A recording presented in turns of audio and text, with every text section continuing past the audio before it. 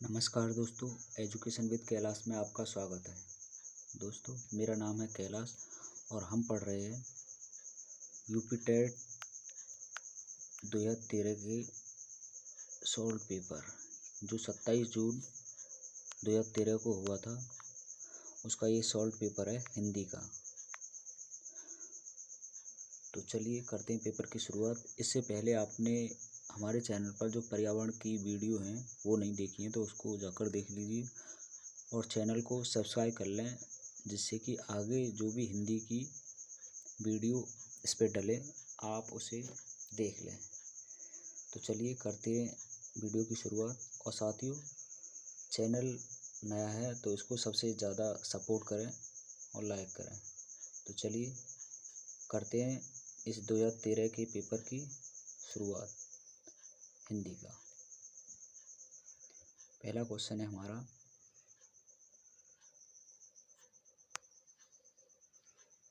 आधुनिक साहित्य की पहली आत्मकथा के लेखक कौन माने जाते हैं?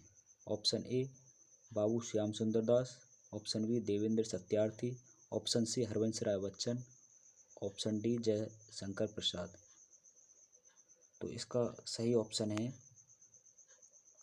हरवंश राय बच्चन। इसका ये सही ऑप्शन है, ऑप्शन सी सही है। अगर बात करें हम इनकी रचना की तो हरवंश राय बच्चन, इनकी रचना है मधुशाला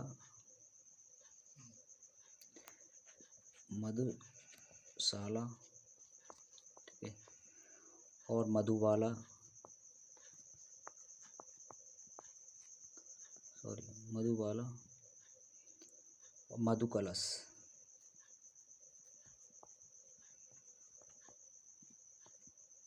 ये इनकी रचना है हरवंश राय बच्चन की। चलिए चलते नेक्स्ट क्वेश्चन की तरफ।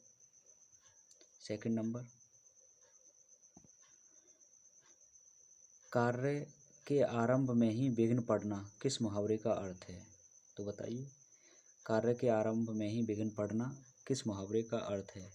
ए ऑप्शन सिर मारना, बी सिर पर सेहरा बंधा होना, सी सिर मुड़ाते ही ओले पड़ना, डी सिर पर शैतान सवार होना। तो बताइए इसका सही आंसर क्या है? तो इसका आंसर सही है ऑप्शन नंबर सी, सिर मुड़ाते ही ओले पड़ना। ये इसका सही आंसर है सेकंड का। चलिए अगले क्वेश्चन की तरफ। थर्ड नंबर, किस कवि को कवियों का कवि कहा जाता है? तो बताइए वो कौन सा कवि है जिसको कवियों का कवि कहा जाता है? ऑप्शन ए है धर्मवीर भारती, बी है शमशेर बहादुर सिंह, सी रघुवीर सिंह और डी है सर्वेश्वर दयाल सक्सेना। तो बताइए इसका सही आंसर। इसका सही आंसर है कवियों का कवि, यह ऑप्शन सी रघुवीर सहाय। ये इसका सही ऑप्शन है। तो चलिए चलते हैं अगले क्वेश्चन की तरफ। चौथा क्वेश्चन है, दशरथ सुत तिहु लोक बखाना राम नाम का मरम है जाना किस रचनाकार की पंक्तियां हैं ये? ऑप्शन ए तुलसीदास की हैं, बी कबीर की, सी केशवदास और डी सूरदास। तो इसका सही ऑप्शन है आपका कबीर, यानी कि बी ऑप्शन सही है। अगर इनकी रचना की बात करें कबीरदास की, इनकी है साखी, शब्द और रमैनी। ये इनकी रचना है। तो चलिए बढ़ते हैं अगले क्वेश्चन की तरफ। पांचवा क्वेश्चन, हिंदी का पहला पत्र है। तो हिंदी का पहला पत्र कौन सा है? ऑप्शन ए उद्दंड मार्तंड, बी इतिहास तिमिरनाशक, सी बनारस अखबार, डी हरिश्चंद्र मैगजीन। तो हिंदी का पहला पत्र, तो इसका सही ऑप्शन है ऑप्शन ए उद्दंड मार्तंड। ये इसका सही ऑप्शन है। बढ़ते हैं अगले क्वेश्चन की तरफ। 6 नंबर, अति सूदो स्नेह को मारंग है किसकी पंक्ति है? अति सूदो स्नेह को मारंग है। ऑप्शन ए आलम, बी बोधा, सी ठाकुर और डी घनानंद। तो इसका सही ऑप्शन है घनानंद। ऑप्शन डी सही है इसका। ठीक है, अति सूदो स्नेह को मारंग है। बढ़ते हैं अगले क्वेश्चन की तरफ। 7 नंबर, कालंदी का पर्यायवाची क्या है? तो कालंदी का पर्यायवाची बताइए। Option A Saraswati, B Lakshmi, C Ganga और डी यमुना। तो कालंदी का सही पर्यायवाची है यमुना। ऑप्शन डी इसका सही है। और कालंदी के हम पर्यायवाची की बात करें तो और भी हैं, जैसे जमुना,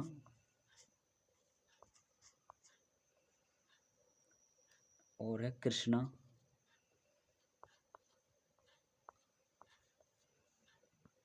अर्कजा,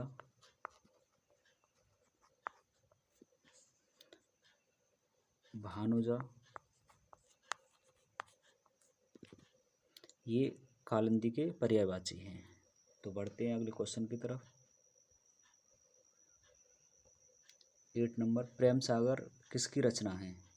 तो बताइए। Option A Munshi Sadasukhlal, B Sadal Mishra, C Lallu Lal ji, D Ram Prasad Niranjani. तो 8वीं का सही आंसर है ऑप्शन सी,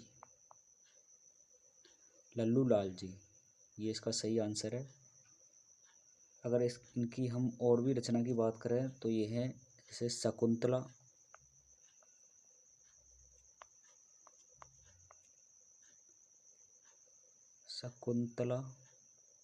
ठीक है, बेताल पच्चीसी,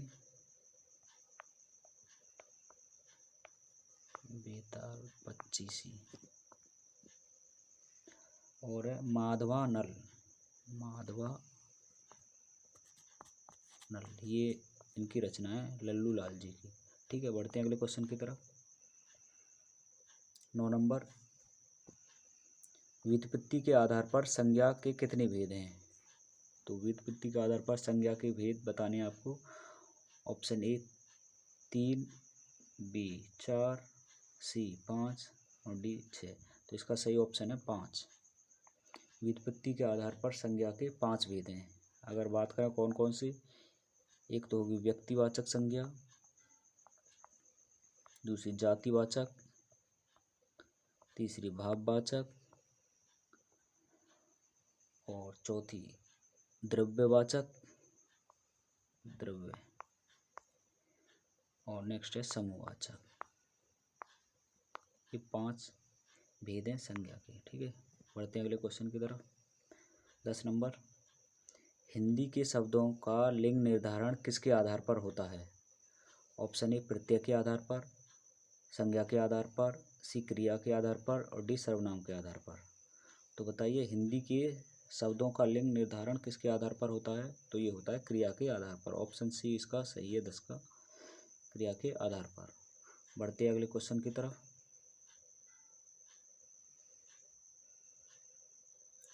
अगला क्वेश्चन है 11 नंबर,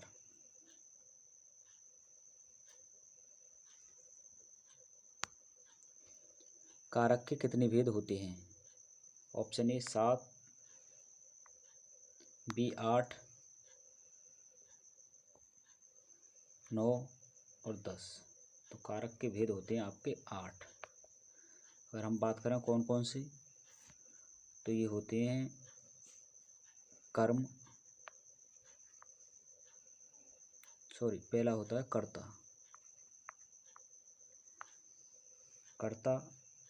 कर्म, कारण, संप्रदान, अपादान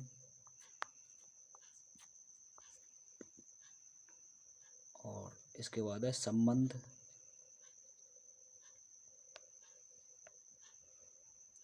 अधिकरण और 8वां होता है संबोधन।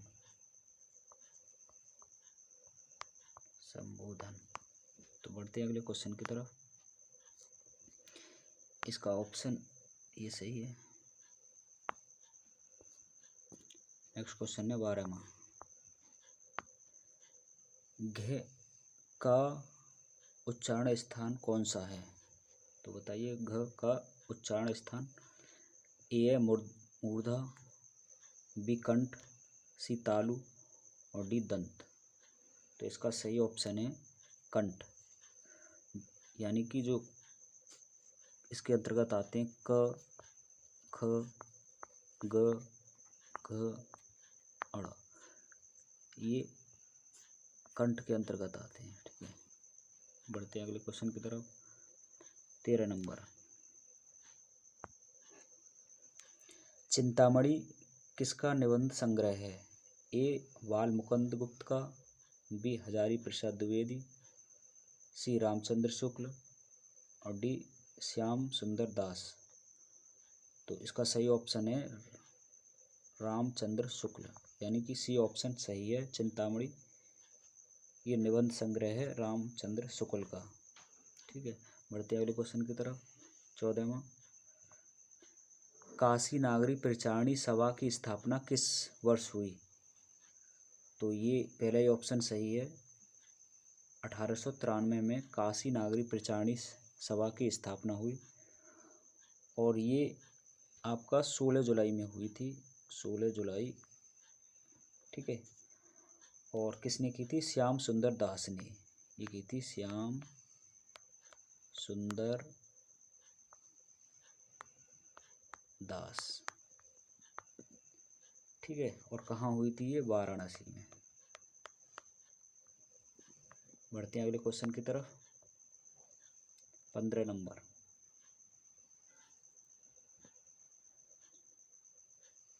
कवि का स्त्रीलिंग है?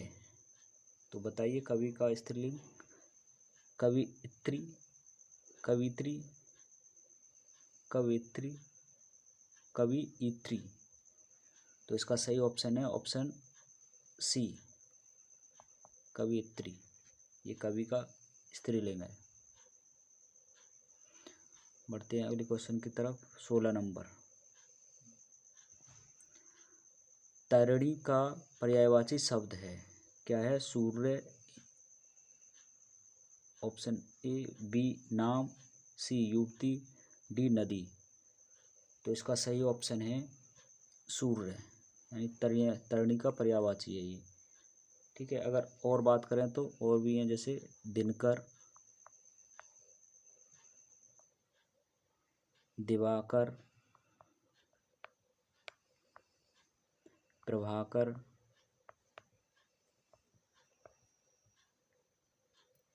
ठीक है, भानु, ये सभी तैरणी के पर्यायवाची हैं। बढ़ते हैं अगले क्वेश्चन की तरफ। मीन।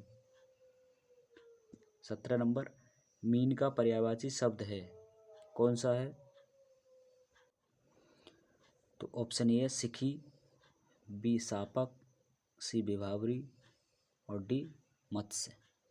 तो बताइए मीन का। तो ये है ऑप्शन डी, यानी कि मत्स्य इसका ऑप्शन सही है। ठीक है, अगर बढ़ते हैं अगले क्वेश्चन। अगर इनकी पर्यायवाची की बात करें मीन के की, तो ये है आपका, ये है मछली,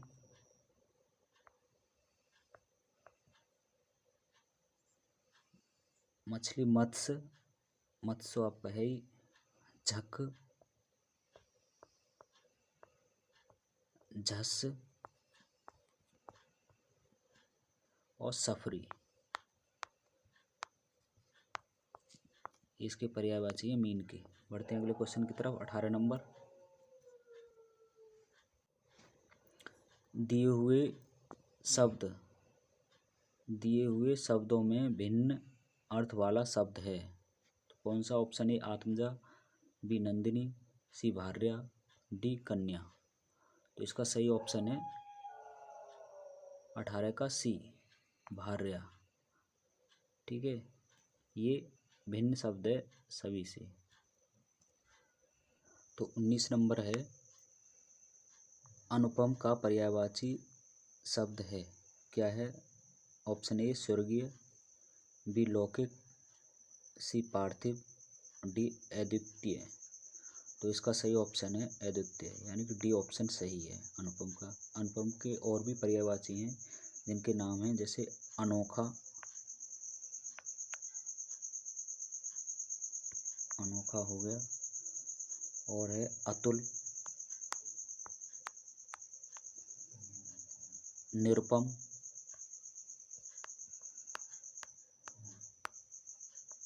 ठीक है, और असाधारण हो गया, ठीक है। ये सभी इसके अनुपम के पर्यायवाची हैं।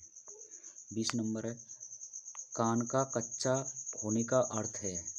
तो क्या है कान का कच्चा होने का अर्थ? तो इसका ऑप्शन बी सही है, सुनी बात पर विश्वास करना। ये कान का कच्चा होने का अर्थ है, ऑप्शन बी। बढ़ते हैं अगले क्वेश्चन की तरफ। अच्छा, छह वर्ण किसके योग से बना है? तो छह वर्ण किसके योग से बना है? तो क प्लस स, ये ऑप्शन सही है आपका। छ क प्लस स के योग से बना है। बढ़ते हैं अगले क्वेश्चन की तरफ। अगला क्वेश्चन है 22 नंबर, शुद्ध वर्तनी का चयन कीजिए। Option A